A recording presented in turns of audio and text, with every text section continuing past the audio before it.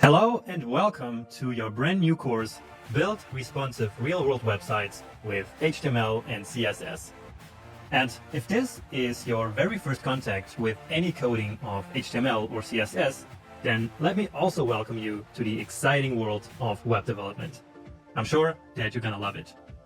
Now, as the name of the course says, this course is all about using the languages of HTML and CSS to build beautiful, responsive, and also real-world website.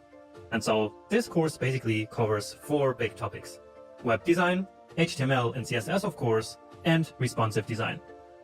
And this course is, in my opinion, the very best way of learning all this that you will find anywhere. And so really, you have come to the right place here. Now, before we start learning, let's take a couple of minutes to get a quick overview of how the course is organized and structured, and also the projects that we're going to build together. So basically, that you know exactly how this course is going to work. So this course is divided into 9 sections with a total of 35 hours of video content. And it starts right here in section 1, where you will get a high-level overview of web development in general, and you will also build your very first but extremely simple web page just to get you excited for what's ahead. Then in section 2, we're going to move to the very basics of the HTML language by building a small project to give you a solid foundation for the rest of the course. After that, in section number 3, you're going to learn the foundations of CSS. So things like styling text, the CSS box model, and sizing and positioning elements. And we will even talk about some developer skills such as reading documentation and debugging. Moving on, section number 4 is all about building layouts using CSS. So basically, it's about how to arrange elements on the page in a logical way. And we can do that in multiple ways in CSS, and so we will learn all of them, but actually focus more on modern technologies called Flexbox and CSS Grid. Then in section 5, we take a small break from web development and move on to web design. And this is actually a really special section, which could in fact be an entire course on its own. So here I teach you countless easy-to-use design rules and design guidelines so that you can not only build interfaces, but also know how to make them beautiful and professional looking. And there are actually not many people who are good at development and design at the same time. And so this part of the course is going to be a great opportunity for you. Next up is section 6, where we will learn all about common website components and common layout patterns that many websites out there use, so that then you can build your own websites in the future using these patterns too. And we will do this by looking at a ton of examples and also by building some components with HTML and CSS ourselves. Finally, sections 7, 8, and 9 are all about building our big course project, which is called Omnifoot. So here we will finally build that beautiful, responsive, and real-world website that this course is all about. And to do this, you're going to use all the skills that you have accumulated up until this point, and of course also learn a lot of new stuff, such as how to plan and sketch a website, how to make it responsive, and really how to handle such a big project from start to finish. So just look at this beautiful project right here. By the end of the course, you will be able to design and build something just like this on your own. And that is just amazing, right? Now, besides all this, there are also many coding challenges and also other opportunities for you to practice the HTML and CSS skills that you keep acquiring over the course of this course. Because practicing is actually the single most important thing that you really need to do in order to learn coding. Alright, so I hope that you're gonna have a ton of fun with this course now, that you become ready to build your own websites, and that you will have a successful start into your web development career. And with that being said, let's now finally get started.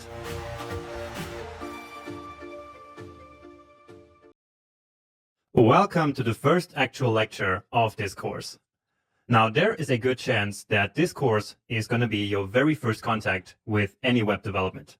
And so before we start writing HTML and CSS code, I think it might be a good idea to actually begin this course with a very high-level overview of this field of web development. So we're going to talk about things like clients and servers, front-end and back-end development, static and dynamic websites, and of course about the core languages and core technologies of web development. And I'm going to explain all this around the process that happens when we open up a web page in a browser. Just keep in mind, again, that this is just a high-level overview, and so I'm going to leave out a lot of details here. This is really just so you get familiar with some of these concepts and terms that all web developers know before you start your own journey. But anyway, let's say that we're trying to access a web page in our browser at omnifoot.dev. And by the way, this is actually the website that we're going to develop throughout this course. Now, what happens as we try to access this page is that our browser will send a request to the server where this page is hosted on the internet. So each and every website is stored on something called a server, which is basically a computer that is connected to the internet and is able to receive requests like this one. So again, when we browse to a certain website, our web browser will send a request to the server where the website is stored, so where it is hosted. Then, when the server receives the request, it will take all the files that make up the website and send them back to the browser. And so we say that the server sends a response to the browser, which essentially contains all of these files that the website is made of. Now, as you can see from these file extensions, we have some HTML, CSS, and also JavaScript code here. And these are precisely the three languages that browsers can understand. So what this means is that all of the code that makes up a website needs to always be written in HTML, CSS, and JavaScript. Because, again, these are essentially the three core technologies that any browser can understand. All right, now, once the browser receives these HTML, CSS, and JavaScript files from the server's response, it will take the code and render the website that we were trying to access. So based on that code. Okay?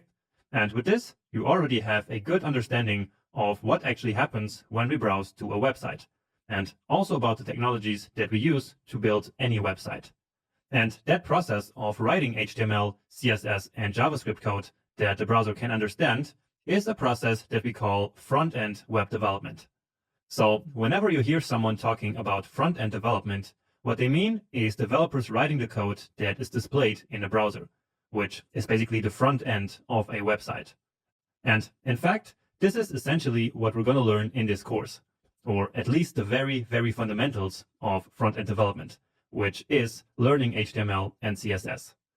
Now, just as a side note here, whenever the files that make up the website are simply stored on the web server and are then sent to the browser as they are, we say that we have a static website. Okay? And this will make a little bit more sense in a minute when we talk about what a dynamic website is. But for now, just keep in mind that a static website is basically a website where the files are simply sent from the server to the browser as they are, so without any transformations. All right? So I hope that from this, you learned what front-end development is, and also about the three core technologies that make up any website. And so now, let's take it one step further and talk about something called back-end development. So let's try another example here. And this time, let's try to understand what would happen when we try to access a website like udemy.com. So once again, the first step is that a request is sent to the web server where udemy.com is hosted. Now, why is a website like Udemy so different from something like the static Omnifoot website that I showed you earlier? Well, a complex site like udemy.com is really completely different from a static site, because there's a lot of content that is always changing all the time. Like on Udemy, there are always new courses and new reviews being added to the site, new ratings and new course length are calculated, for example, and really a bunch of other things like that are always happening. And so in order to make a system like this work, udemy.com needs a whole application running on the server, and they also need a big database, which basically contains all the courses and all the reviews, all the users, and really all the content that is being displayed on their website. Now, to do all this, front-end technologies like HTML and CSS are simply not enough. So basically, with what you're going to learn in this course, you're not going to be able to build something like udemy.com. All right.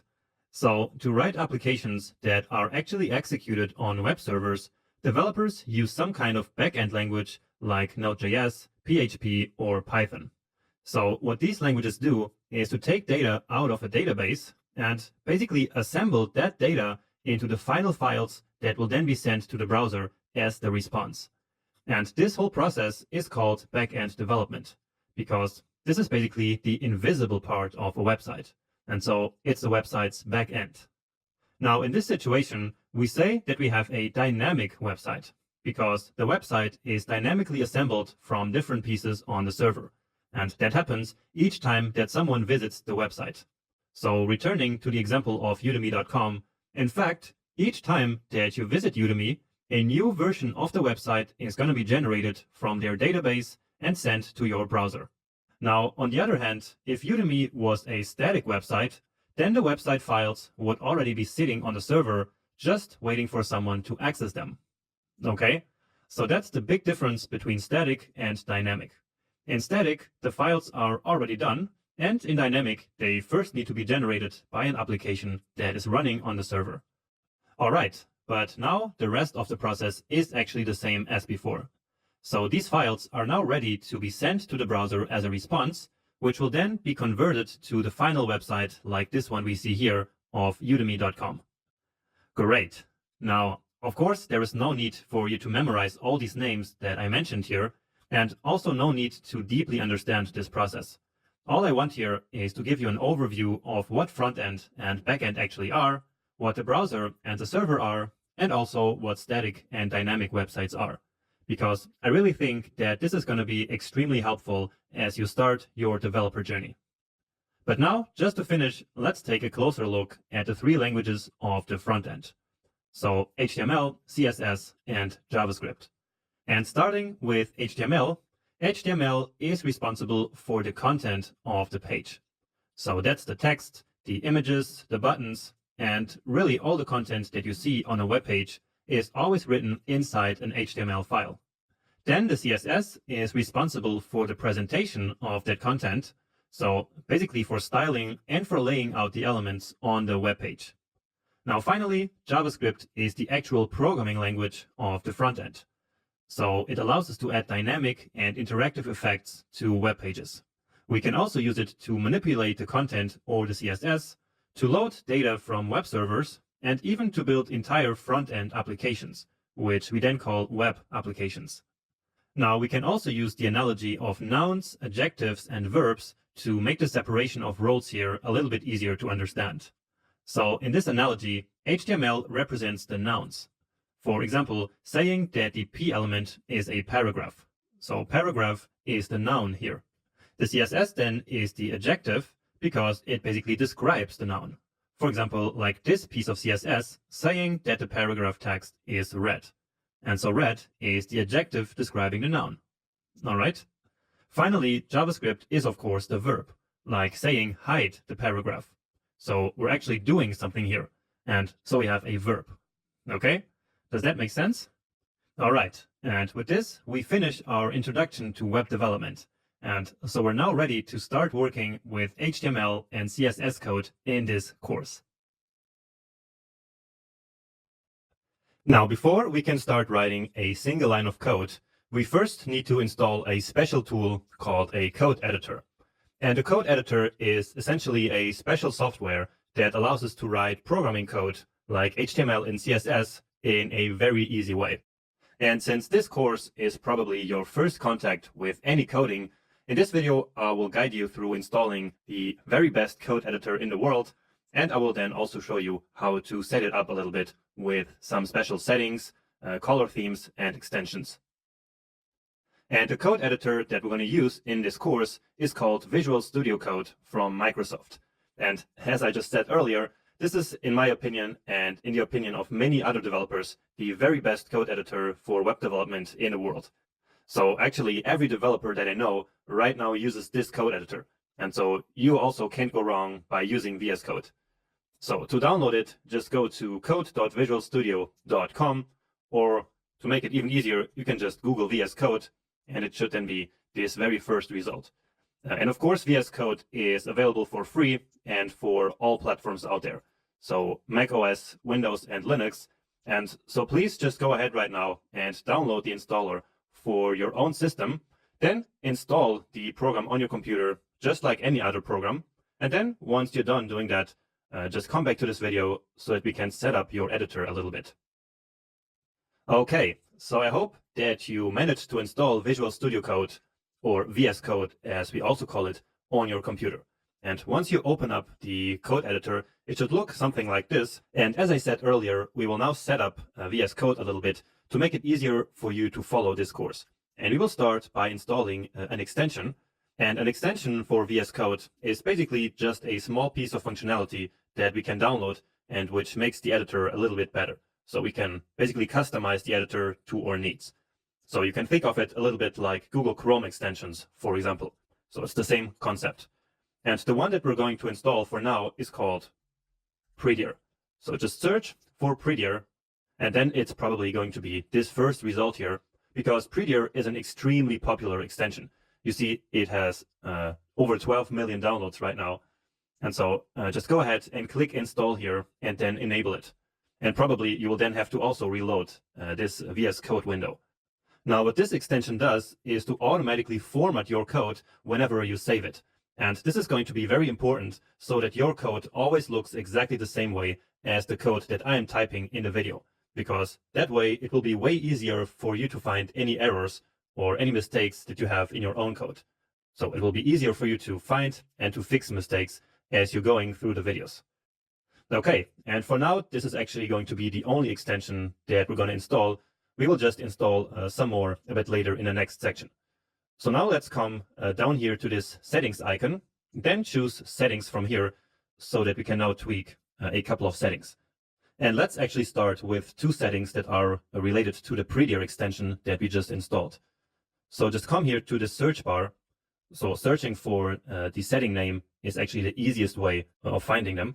So just type here default formatter. And so here we actually need to set it to Prettier. So I already have this set, of course, but you will have to go through this list and find Prettier somewhere here. So it is right here. So choose Prettier code formatter, and it needs to be this esbnp.prettier VS Code. Okay, and so now VS Code knows that it should use that Prettier extension that we just installed to format your code. Now, when should it actually format your code? Well, we need to set another setting for that, which is the format on save setting. So it's this one here. And here you need to check this checkbox so that Prettier will automatically format your file each time that you save it. Okay, another one that is very important is the autosave setting. So autosave, we need to set it to on focus change. And what this will do is to automatically save your files as you go to another tab or as you leave the window completely. And so this is very important so that you never lose your edits and so that you don't have to manually save your files all the time. So set this one to on focus change again. And another one that I like to use, and I'm not sure if this is actually the default already, is to set the tab size to 2. And so in this case, this is just, again, so that your code looks exactly the same way as my code. So the tab size is basically just the indentation of the code, and you will know what that means a little bit later once we start writing HTML. Okay, and these are the 4 settings that we need to set. So I think we're good now with the settings. And now finally, let's talk about these colors. So basically, we can customize VS Code with a color theme, which will then change the colors of the code editor itself and also of the code. So it will basically highlight different parts of the code with different colors. Now, this is just a thing of personal preference. So you can just use the theme that already comes automatically by default with VS Code. But I choose to install a special theme that I believe makes it very easy to read the code, and so for you to follow this course in an easier way. So a color theme is basically just another extension that we need to install, and this one is called One Monokai. So this very first one here, and as you can see down here, it will give our code these kind of colors, And also the VS Code editor itself will have this blue color that you can see already here in this window. So if you want to use this color theme as well to make your editor look exactly the same as mine, then just go ahead and once again download this extension and then set the color theme using this option here. And you can also experiment with some other themes, of course, down here again in the settings icon. And then here in color theme, you can choose one of these light themes or one of these dark themes. So VS Code already comes with a bunch of themes pre-installed, basically. And so you can try them out as well. Or if you have another preference, you can also install any other theme that you would like. Finally, there's just one more small thing, which is this file icon theme. So this doesn't really matter, but I set mine to this option here, so SETI. And so again, if you want your editor to look just like mine, you can also go ahead and choose this option. Okay, and with that, we are done setting up VS Code for now. So now you're actually ready to write your very first line of code. And so that's exactly what we're going to do in the next video. See you there soon. Welcome back. Let's now write our very first line of code and build our very first and very small web page. So here we are back in VS Code, and let's now close all of this up. And then we're going here to this first tab, so this Explorer tab. So in VS Code, we always need to be inside of some folder, and that folder is called the project folder. Now, right now, we don't have any folder started yet, and so let's actually start by doing that. And I will create a folder right here on my desktop. So basically, I will do all the coding will always happen here on my desktop, but of course, you can also do it in any other place on your computer. This one doesn't really matter. For me, it's just easier to have it on the desktop. And I'm calling this folder here 01 and test. Okay, so let's go back here and now click on open folder. And so going to my desktop, I will now select this folder that I just created. And so this 01 test is now our project folder. So you see we get a new welcome screen. And here we can click on new file to add our very first file to the project. Or we could also do this by hovering here over this left sidebar and clicking here on the new file icon. So these are two different ways of creating new files in the project folder. And I actually prefer this one here. So we are about to create our very first web page. And a web page is basically just an HTML file. And let's call it index.html. So it's basically just a file with the HTML file extension. And we are calling it index because that is the default name of the first page of any website. So index is basically always the entry point to any website. And so all web projects always need to have an index.html. All right, so keep that in mind. Always call your very first page index.html. Now, my goal in this lecture is not yet to really teach you HTML. Right now, all I want to do is to create this file and to add a little bit of code to it and then see the result in the browser. Just so you get to write your first line of code and are able to see the result of writing that code in a real web browser. So again, I'm not really starting to teach HTML just yet. And so instead of writing a whole page structure as we usually need to, we are going to use a small cheat that we can use in VS Code. So to do that, just write an exclamation mark. So just like this, and then you can hit tab on your keyboard, or you can also just click here. And with that, we get this very basic and almost empty HTML structure. So it has a head and it has a body. But once again, we will learn all about that a little bit later. For now, all I'm interested here is, for now, this title of the web page. So let's change the content here of this title to, for example, my first web page. But of course, you can also write something else here. And then let's go inside of the body. So this is actually the part that we will be able to see in the browser. And here, just write this less than sign, then H1, which stands for heading 1, and then the greater than symbol. So just like this one here. And you see that then VS Code actually automatically placed this other part here. So closing the H1, basically. But again, that doesn't really matter for now. Let's just write some text content in here. And I'm writing hello world, which is kind of a standard when you write your very first line of code in any programming language. So hello world is really a long-standing tradition. Next, let's try another one. So again, this less than symbol. Now let's try P, which stands for paragraph. And then again, VS Code automatically closes the paragraph for us. So let's say my name is Jonas, and you will of course use your own name. And this is my very first web page. Okay, now we can give it a save by hitting Command or Control S, or you can go here to the File menu as well. And we also have the autosave active. So if we just leave this tab, so for example by clicking outside here, then it will also automatically save the file. So let's actually try that. And here we go.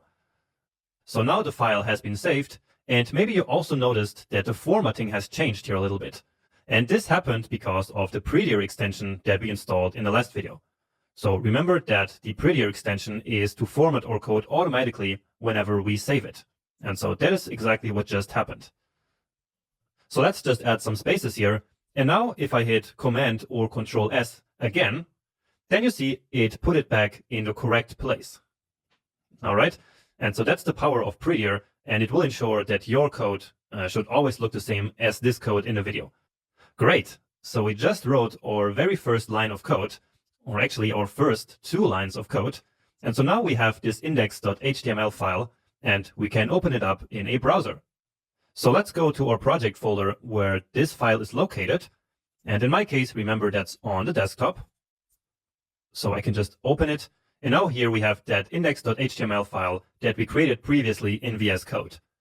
And to now open it up in Google Chrome or in any other browser, we just need to double click the file, or we can just also right click it and then open with Google Chrome.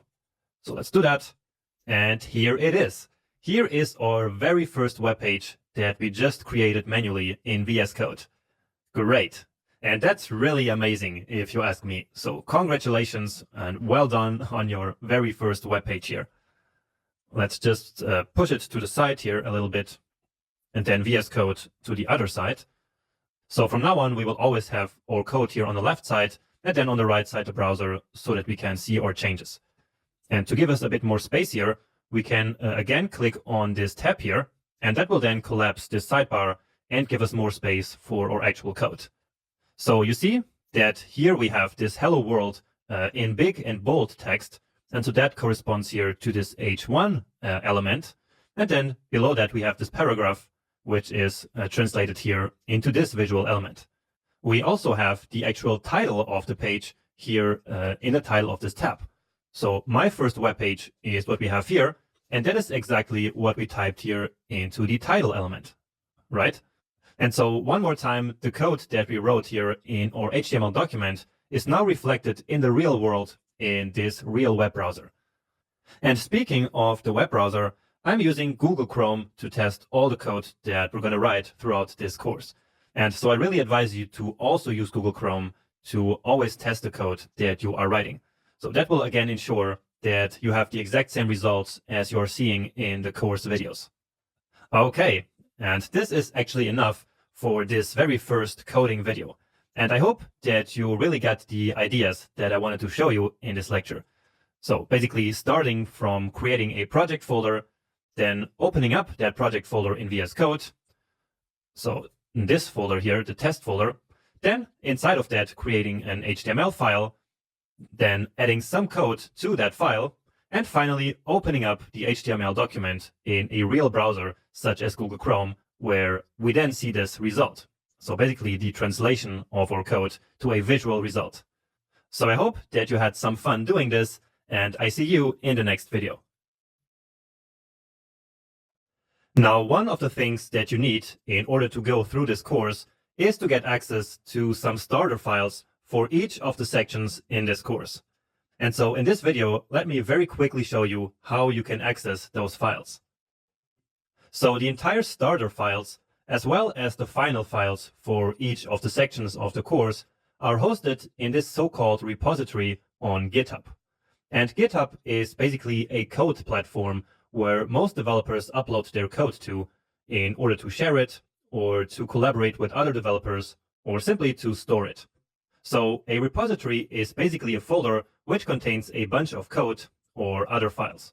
And each repository can be accessed by a URL. And this repository is available on this URL here. But don't worry, you don't have to type that in.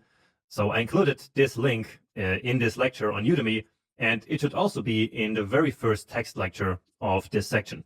So I'm sure that you can find this link here, so this URL, somewhere in this lecture. So just click that, and then you will end up on this exact same repository.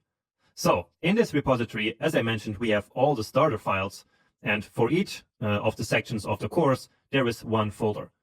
For example, the next section, which are the HTML fundamentals, contains all of these images and also this text document. Okay.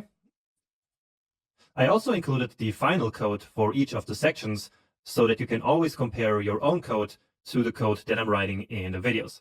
And this will be very important so that you can compare your code to mine in case that you have any mistakes in your code. So comparing your code to mine like this will always be your easiest way of finding mistakes, so of finding errors that you are maybe typing in your code. And that will happen for sure. It happens to all beginners. And so in that situation, you can just get access to the final code. Finally, down here, there's also this written document, which contains these most frequently asked questions. So before actually starting the course, it might be a good idea to quickly read through these questions. That should only take you like 3 minutes, but I'm sure it will help you clear some doubts that you might get as you go through the course. But anyway, what we really came here to is to actually get access to the code, right?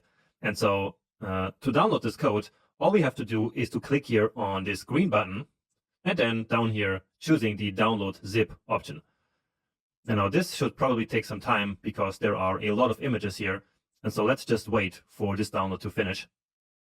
Okay, and that download just finished. Now let's go back to the desktop or wherever you are working. And then let's simply put those files that we just downloaded there. All right, so then we need to extract this zip archive.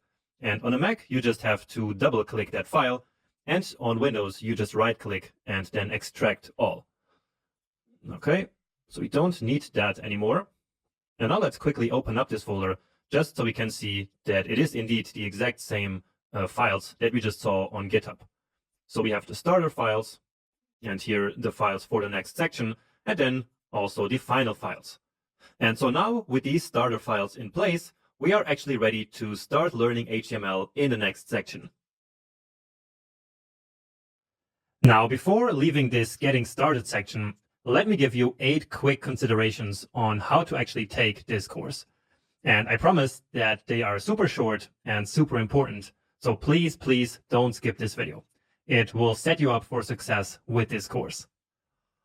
So to start, chances are that this is your very first contact with writing code. And so please don't get overwhelmed. I have literally seen tens of thousands of students going through this course or one of my other courses, and I can tell you that it's 100% normal that in the beginning you will not really understand everything. So just keep going through these first few sections, even if you don't understand 100% at first. You will very soon, believe me, that's just normal. Just don't think something like, I guess coding is not for me. So that thought is simply not allowed here. Also, keep in mind that everyone has different learning speeds, and so you will get there eventually. Just keep following the course and keep practicing as much as you can. Now, about actually taking the course, you always need to code along with me. And this is absolutely fundamental. You will learn exactly 0 HTML and CSS skills by simply sitting there and watching me code. So you really have to actually write the code yourself, even if you're just typing the exact same words as I am typing basically in a video. But it really doesn't matter. As long as you're coding, the code is getting into your brain and you're learning. And so that's all that matters. If you want the course material to stick in your brain even better, then take notes. So notes on code syntax, notes on theory concepts, and really notes on everything. You can't take too many notes. Now everyone has their own style, so just find your own one. Next, try all the coding challenges that I present you. Try to do the best that you can, but if you get stuck for too long for some reason, just go ahead and watch the solution. So again, you have to try the coding challenges. Otherwise, you will miss a lot of the learning opportunity here. And also, don't beat yourself up if you can't figure out the solution. Again, this is completely normal, especially if you're just a beginner. Trust me. So if that happens, just rewatch the lectures that were covered in that challenge, try to understand them a bit better, and then move on. Now, the sections in the course build on one another. And so before moving on from a section to the next one, really make sure that you understand exactly what was covered in that section. So take a break, review the code that we wrote, review your notes, and also review the projects that we built in that section, if there was any. You should even try to come up with your own examples and write some code on your own in order to practice. And only then you are really ready to move on to the next section. Now, if you have a question or an error in your code, always start by trying to solve the error by yourself. This is absolutely essential for your progress and your learning journey, because one of the main things that a developer has to do is to find and fix errors, or bugs, as we also call them. Now, if you can't solve the problem, then go ahead and check out the Q&A section here on Udemy, because probably someone else already had the same problem before. If that also doesn't help, then of course you can ask a new question. To do that, use a short description, post your code on codepen.io, and share the link in the Q&A. So don't just paste a wall of code into the Q&A, but instead, please use a service such as codepen.io. Next, I just wanted to quickly mention that I recorded this course on a Mac, but everything is going to work the exact same way on Windows or on Linux. So if something doesn't work on your computer, it's not because you're using a different operating system, okay? And now, finally, and you could say even most importantly, have fun while doing this course. Coding is a lot of fun, and it's so rewarding to see something that you have built yourself. So if for some reason you're feeling frustrated, then just stop whatever you're doing and come back later. So again, you always need to have fun while coding. And with all this being said, let's now finally get started.